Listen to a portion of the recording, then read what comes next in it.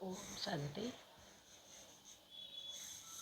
9/5/24 के व्रत हमरा लिए ओम शांति। बाप दादा मधुबन। मीठे बच्चे, कड़े ते कड़ी बीमारी है किसी के नाम रूप में फंसना। अंतर्मुखी बन इस बीमारी की जांच करो और इससे मुक्त बनो। प्रश्न: नाम रूप की बीमारी को समाप्त करने की युक्ति क्या है? इससे नुकसान कौन कौन से होते हैं? बाबा ने उत्तर में क्या कहा सुनेंगे। नाम रूप की बीमारी को समाप्त करने के लिए एक बाप से सच्चा लाभ रखो। याद के समय बुद्धि भटकती है, देहधारी में जाती है, तो बाप को सच सच सुनाओ। सच बताने से बाप क्षमा कर देंगे। सर्जन से बीमारी को छिपाओ नहीं। बाबा को सुनाने से खबरदार हो जाएंगे। बुद्धि किसी के नाम रूप में लटकी हुई है तो बाप से बुद्धि जुट नहीं सकती। बाबा ने क्या बोले? बुद्धि किसी के नाम रूप में लटकी हुई तो बाप से बुद्धि जुट नहीं सकती। वह सर्विस के बजाय डिसर्विस करते हैं, बाप की निंदा कराते हैं। ऐसे निंदक बहुत कड़ी सजा के भागी बनते हैं। ओम शांति। अभी बच्चे जानते हैं कि हर एक को वर्षा मिलता है। अभी बच्चे जानते हैं कि हर एक को वर्षा मिलना है बाप से। भाई को भाई से कभी वर्षा नहीं मिलता। और फिर भाई व बहन जी जो भी है उनको हर एक की अवस्था का पता नहीं पड़ता है। सब समाचार बाप दादा के पास आते हैं। यह है प्रैक्टिकल में। हर एक को अपने को दिखना है कि मैं कहाँ तक याद करता हूँ, कोई के नाम रूप में कहाँ तक फंसा हुआ हूँ। हमारी आत्मा की वृत्ति कहाँ कहाँ तक जाती है, आत्मा खुद जानती है। अपने को आत्मा ही समझना पड़े। हमारी वृत्ति एक शिव बाबा की तरफ जाती है या और कोई के नाम रूप तरफ जाती है। जितना हो सके अपने को आत्मा समझ एक बाप को याद करना है और सब भूलते जाना है। अपनी दिल से पूछना है कि हमारी दिल सिवाय बाप के और कहाँ भटकती तो नहीं है। अपने दिल से पूछना है कि हमारे दिल सिवाय बाप के और कहाँ भटकती तो नहीं है। अपने आप को हम प्रश्न करेंगे। कहीं धंधे धोरी में या घर गृहस्थ मित्र संबंधियों आदि तरफ बुद्धि जाती तो नहीं है। अंतर्मुखी होकर जांच करनी है। जब यहाँ आकर बैठते हो तो अपनी जांच करनी है। यहाँ कोई ना कोई सामने योग में बैठते हैं, यह भी शिव बाबा को ही याद करते होंगे। ऐसे नहीं अपने बच्चे को याद करते होंगे। याद तो शिव बाबा को ही करना है। यहाँ बैठे ही शिव बाबा की याद में हो। फिर चाहे कोई आंखें खोलकर बैठे हैं व आंखें बांध कर बैठे हैं, यह तो बुद्धि से समझ की बात है। अपने दिल से पूछना होता है, बाबा क्या समझाते हैं? हमको तो याद करना है एक को। यहाँ जो बैठने वाले हैं वह तो एक शिव बाबा की ही याद में होंगे। तुमको नहीं देखेंगे क्योंकि उनको तो कोई की भी अवस्था का पता ही नहीं है। हर एक का समाचार बाप के पास आता है। वह जानते हैं कौन कौन बच्चे अच्छे हैं, जिनकी लाइन क्लियर है, उनका और कहाँ भी बुद्धि योग नहीं जाता है। ऐसे भी होते हैं कोई का बुद्धि योग जाता है। फिर मुरली सुनने से चेंज भी होते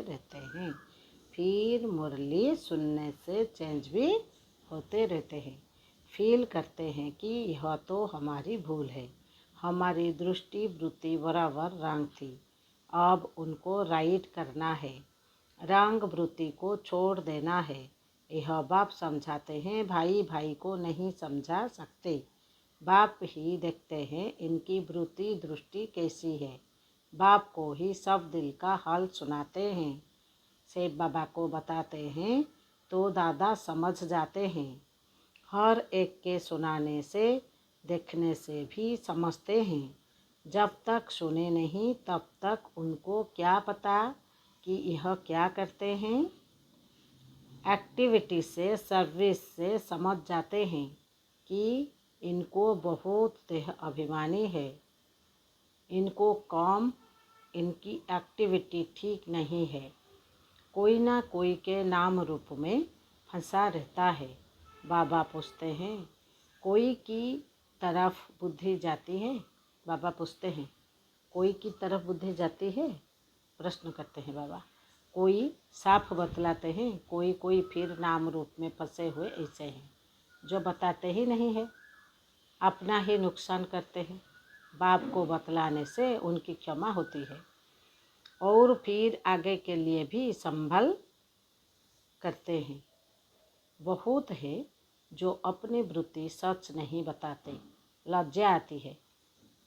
जैसे कोई उल्टा काम करते हैं तो सर्जन को बताते नहीं है, परंतु छिपाने से बीमारी और ही बुद्धि को पाएगी। यहाँ भी ऐसे हैं, बाप को बताने से हल्के हो जाते हैं, नहीं तो वह अंदर में रहने से भारी रहेंगे। बाप को सुनाने से फिर दोबारा ऐसे नहीं करेंगे। आगे के लिए अपने पर खबरदार भी रहेंगे। बाकी बताएंगे नहीं तो वह बुद्धि को पाता रहेगा। बाप जानते हैं यह सर्विसेबल बहुत है। क्वालिफिकेशन कैसी रहती है, सर्विस में भी कैसे रहते हैं। कोई के साथ लटके तो नहीं है। हर एक की जन्म पत्री को देखते हैं, फिर इतना उनसे लव रखते हैं, कोशिश करते हैं। कोई तो बहुत अच्छी सर्विस करते हैं, कभी भी कहाँ उन्हों का बुद्धि योग नहीं जाता। हाँ, पहले जाता था, अब खबरदार है। बताते हैं बाबा अब मैं खबरदार हूँ, आगे बहुत भूलें करते थे। समझाते हैं देह अभिमान में आने से भूले ही होगी, फिर पद तो भ्रष्ट हो जाएगा। भूल किसी को पता नहीं पड़ता है, भले किसी को पता नहीं पड़ता है, परंतु पद तो भ्रष्ट हो ही जाएगा। दिल की सफाई इसमें बहुत चाहिए, तब तो ऊंच पद पाएंगे। उनकी बुद्धि में बहुत सफाई रहती है, जैसे इन लक्ष्मी नारायण की आत्मा में सफाई रहती है, तब तो ऊंच पद पाया है। बाबा क्या बोले, जैसे इन लक्ष्मी नारायण की आत्मा में सफाई रहती है ना, तब तो ऊंच पद पाया है। कोई कोई के लिए समझा जाता है इनकी नाम रूप की तरफ वृत्ति है, देही अभिमानी होकर नहीं रहते हैं, इस कारण पद भी कम होता गया है। राजा से लेकर रंक तक नंबरवार पद तो है ना, यह क्यों होता है इसको भी समझाना चाहिए। नंबरवार तो जरूर बनते ही है, कलाएं कम होती ही रहती है। जो 16 कला संपूर्ण है वह फिर 14 कला में आ जाते हैं।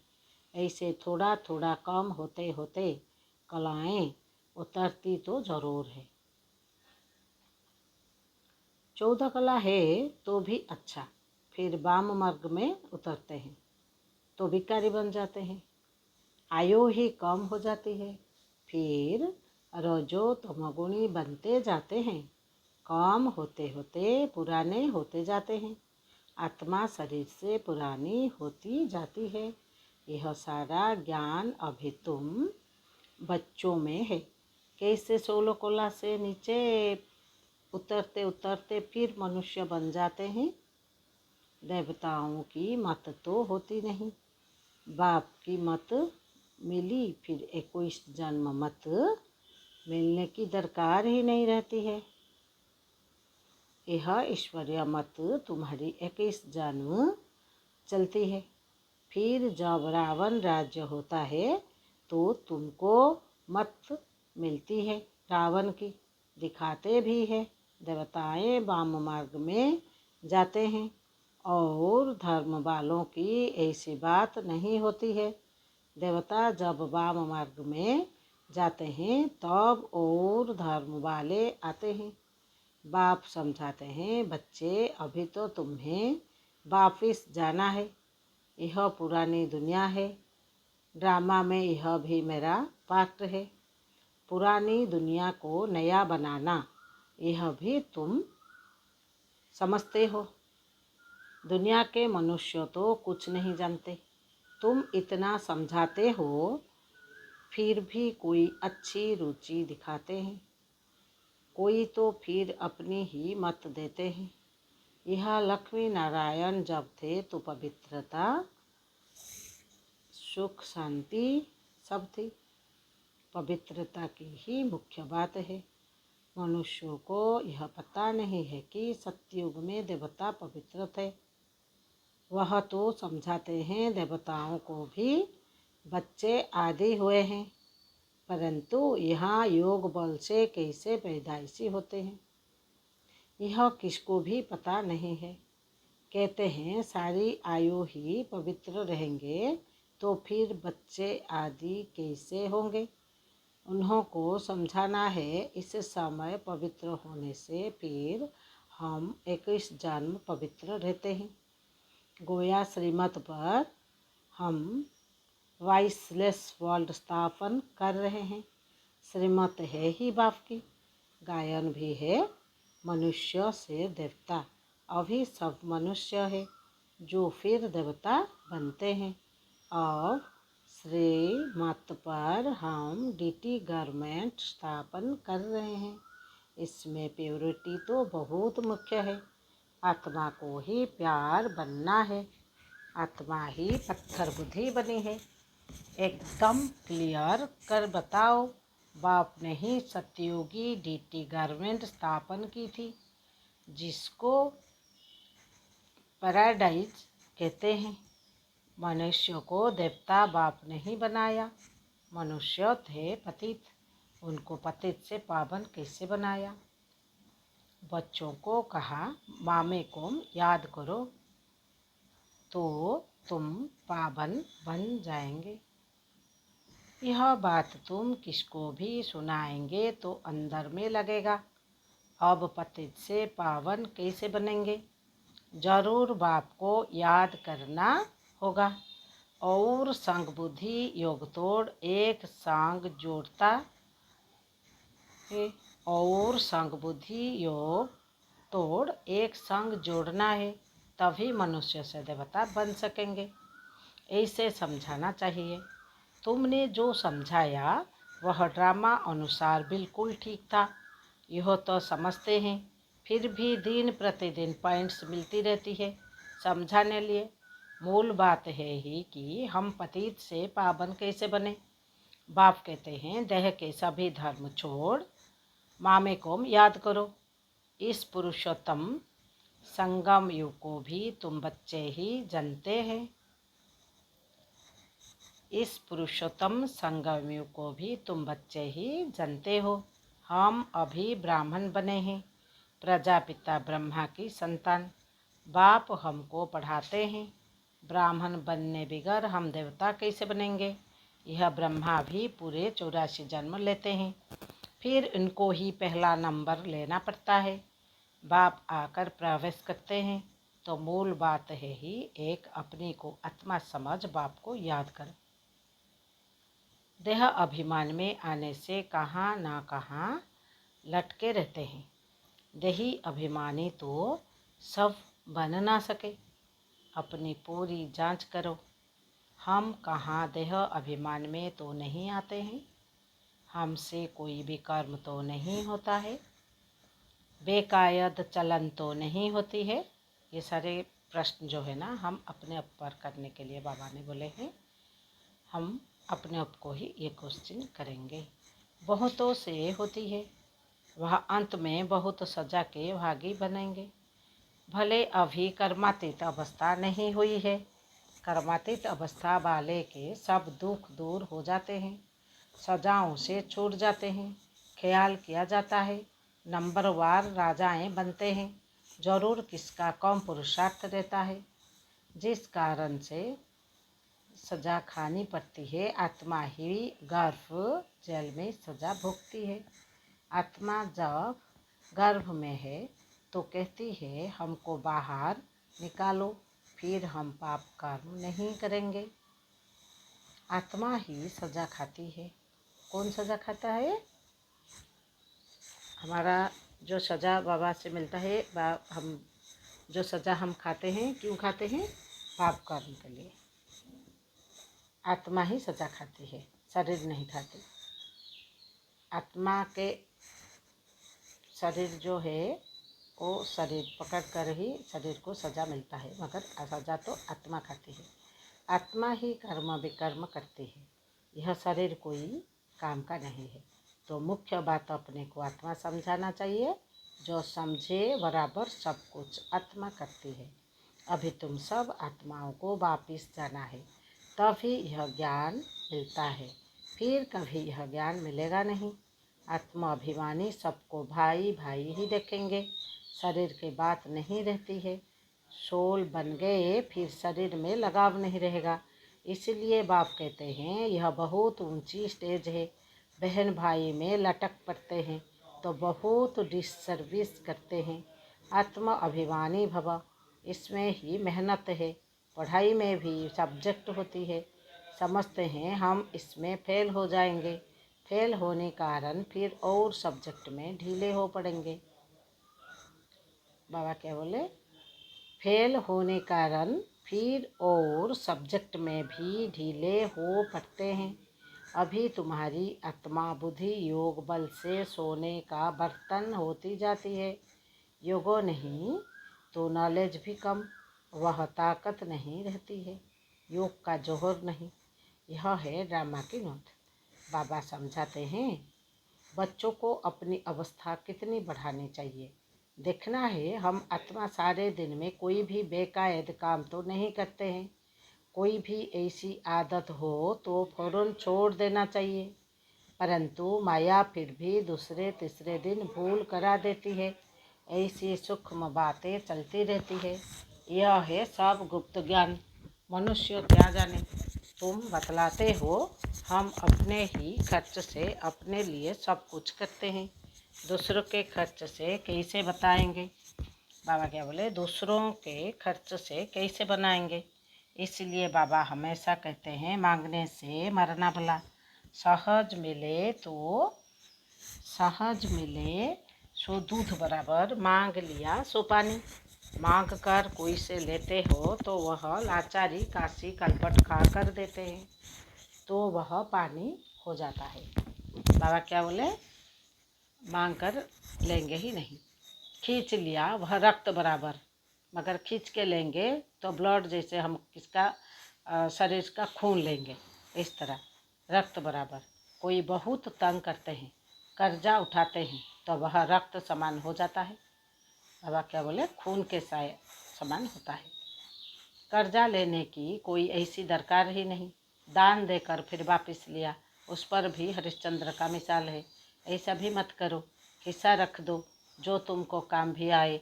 बच्चों को पुरुषार्थ इतना करना है जो अंत में बाप की ही याद हो और स्वदर्शन चक्र भी याद हो, तब प्राण तन से निकले, तभी चक्रवर्ती राजा बन सकेंगे। ऐसे नहीं पिछाड़ी में याद कर सकेंगे। उस समय ऐसी अवस्था हो जाएगी नहीं। अभी से पुरुषार्थ करते करते उस अवस्था को अंत तक ठीक बनना है। ऐसा न हो कि पिछाड़ी में वृत्ति कहाँ और तरफ चली जाए। याद करने से ही पाप करते रहेंगे। तुम बच्चे जानते हो पवित्रता की बात में ही मेहनत है, पढ़ाई में इतनी मेहनत नहीं है। इस पर बच्चों का ध्यान अच्छा चाहिए। तब बाबा कहते हैं रोज अपने से पूछो हमने कोई बेकायदे काम तो नहीं किया, नाम रूप में तो नहीं फंसा। बाबा क्या बोले?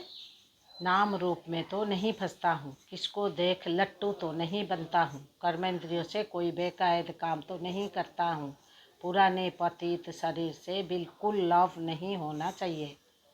बाबा ने क्या बोले? पुराने पतित शरीर से बिल्कुल लव नहीं होना चाहिए।